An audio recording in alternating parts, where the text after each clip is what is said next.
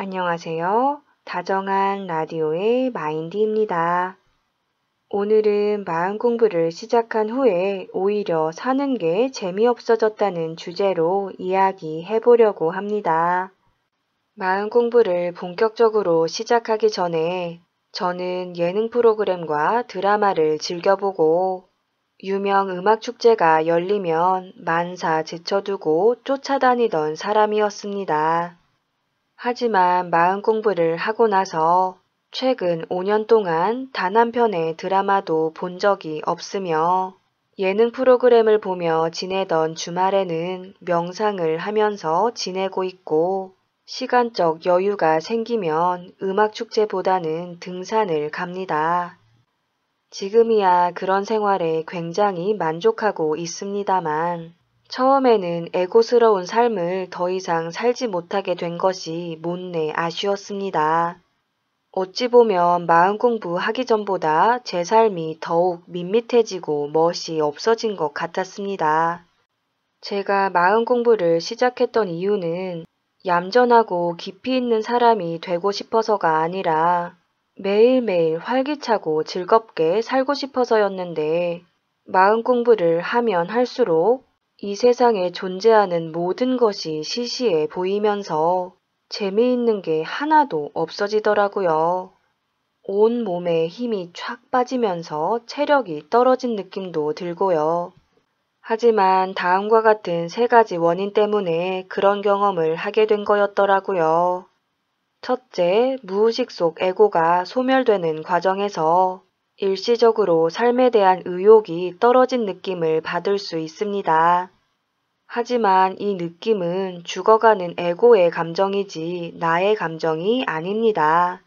그렇기 때문에 걱정할 필요가 없는 것이죠. 에고의 탁한 에너지가 완전히 녹아내릴 때까지 무심하게 기다리다 보면 어느새 삶에 대한 의욕이 되살아나 있을 겁니다.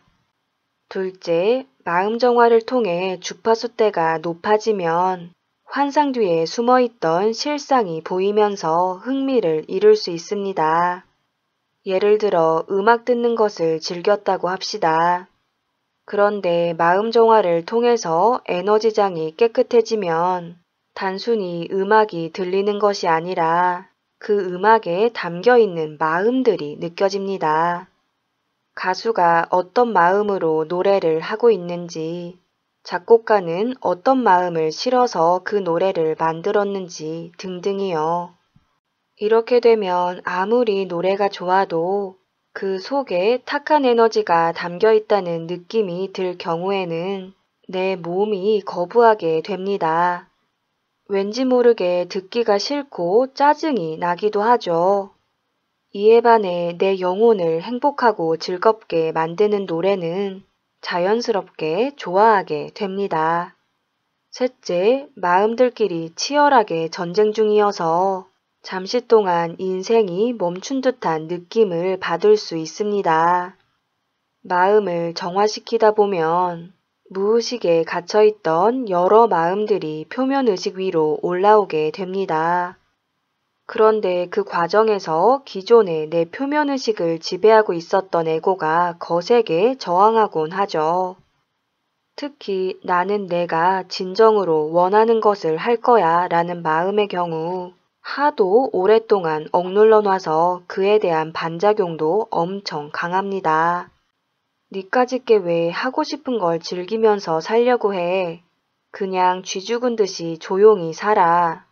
라는 마음이 표면의식 앞에서 기다리고 있다가 원하는 것을 하려는 마음이 올라오면 가차없이 공격해 버립니다.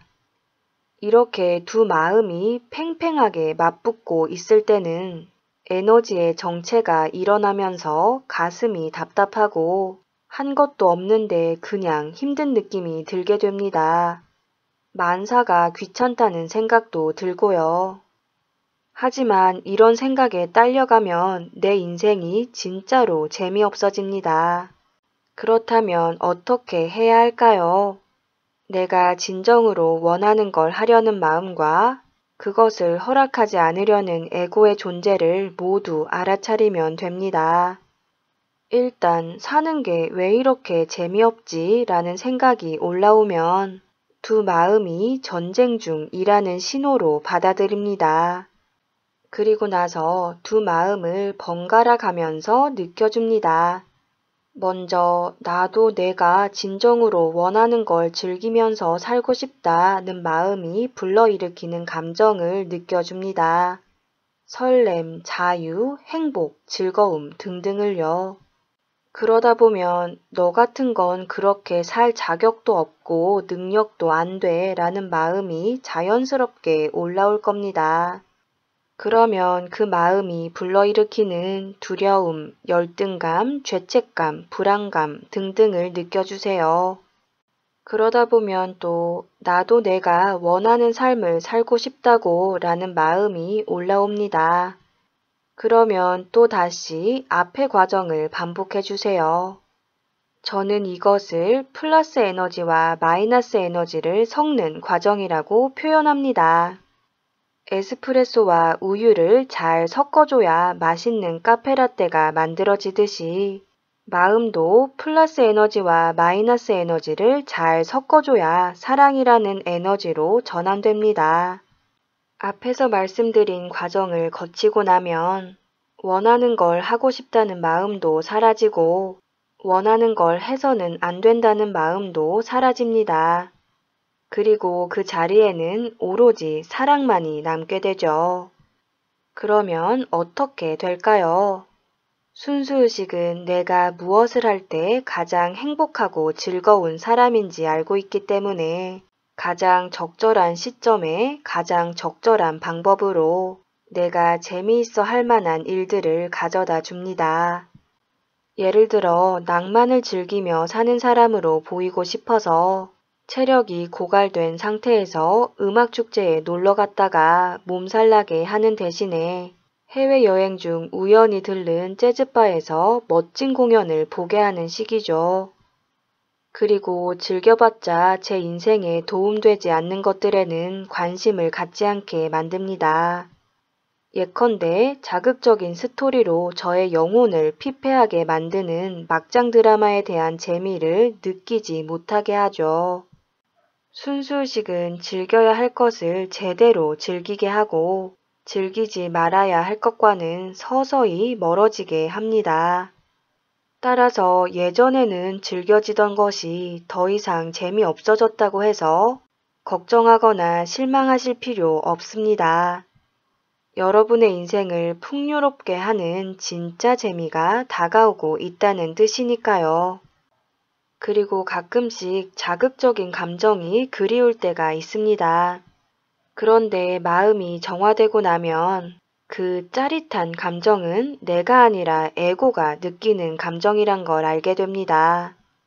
예전에 제가 어떤 가수의 콘서트에 갔었는데요. 너무 재미있게 구경을 하고 왔습니다. 하지만 나중에 돌이켜 보니까 저는 진정으로 재미를 느꼈었던 게 아니라 사랑받고 싶은 에고에 끌려갔었던 것이더라고요. 많은 관중들 속에 있으니까 제가 괜히 혼자가 아닌 것 같았고, 멋진 가수가 노래를 해주니까 누군가에게 사랑받는 느낌이 들었었던 거예요. 콘서트장은 사랑받고 싶은 에고가 애정결핍을 해소하는 공간이었던 거죠. 콘서트를 보러 가는 게 잘못됐다는 게 아니라 진정한 내가 아닌 사랑받고 싶은 에고가 그 콘서트를 보러 갔었다는 걸 몰랐었다는 겁니다. 에고의 욕망이 충족될 때는 자극적인 감정이 듭니다. 그 감정이 워낙 매력적이기 때문에 진정한 행복인 것처럼 착각하게 되는 경우가 많습니다.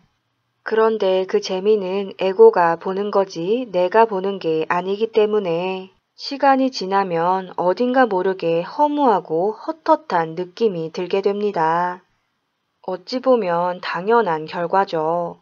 내가 밥을 먹은 줄 알았는데 알고 보니 남이 다 먹고 있었던 거니까요. 그렇다면 우리는 평생 밋밋한 감정만 느끼고 살아야 하는 걸까요? 당연히 아닙니다. 순수의식에서 오는 감정은 자극적인 감정보다 훨씬 더 강렬하고 벅차오르는 느낌을 줍니다. 게다가 아무리 시간이 흘러도 고갈되지 않는 행복감을 느끼게 됩니다. 따라서 에고스러운 재미를 포기했다고 생각하지 마시고 에고스러운 재미로부터 탈출했다고 생각하셨으면 좋겠습니다. 오늘의 이야기는 여기까지입니다. 지금까지 모두가 마음대로 살아가는 세상을 꿈꾸는 마인디였습니다.